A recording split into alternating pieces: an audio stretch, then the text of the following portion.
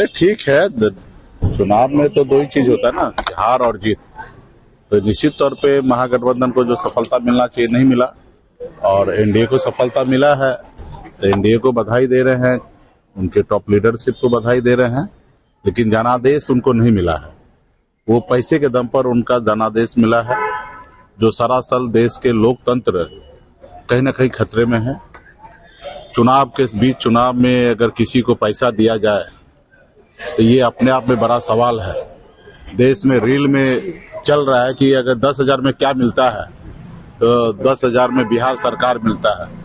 तो ये अपने आप में आश्चर्य वाली बात है कि देश में इस तरीके से चल रहा है।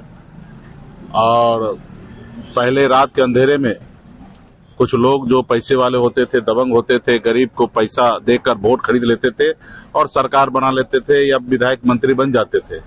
वो काम अनलीगल होता था, और वही अनलीगल काम को लीगल तरीके से आज के समय में सरकार जो है पावर में, वो ऐसे काम कर रहे हैं कि जनता का ही पैसा, राज का ही पैसा, वो पैसा माता बहन के खाते में 10,000 रुपया दिया जा रहा ताकि हमको वोट मिले।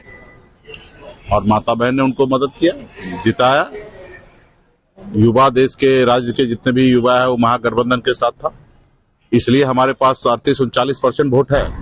वोट तो पिछले 2020 में जितना हमको प्राप्त हुआ महागठबंधन का, उससे अधिक वोट हम इस बार भी प्राप्त हुआ है।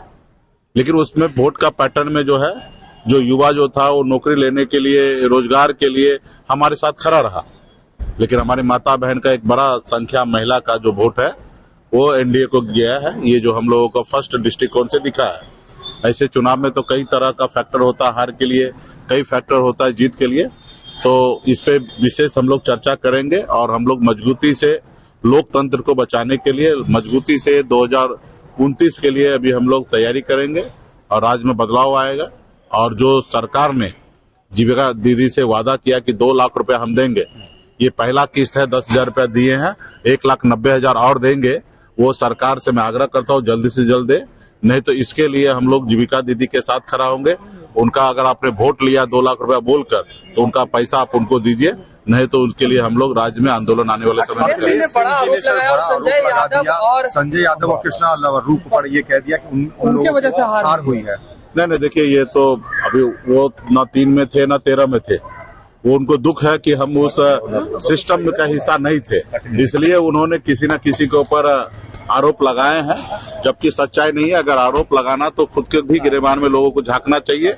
गलती सबका है, हार सबका है। जीत होता तो सबका जीत होता, जनता का भी जीत होता। हार है तो सबका हार है। हार होने पर सर लालू परिवार में टूट हो गई है। रोहिणी आचार्य ने एक बड़ा आरोप लगा दिया कि चाणक्य जो संजय यादव है उनके कारण हार हुई, और उनको चप्पल से पीटने के बाद। तो देखिए, ये पारिवारिक मामला है पूरा, इस पे हमको डिटेल में नहीं पता है। और अक्सर ये चीज होता है कि हार होता है तो किसी एक आदमी पे ठिकरा फोड़ा जाता है, तो मुझे लगता है ये सही नहीं है। हार का जवाबदेही सभी को लेना चाहिए, सभी गठबंधन के नेता को लेना चाहिए, सभी कार्यकर्ता को लेना चाहिए, और इस जो भी अगर गलती हुआ तो उसको सीख कर आगे बढ़ना चाहिए।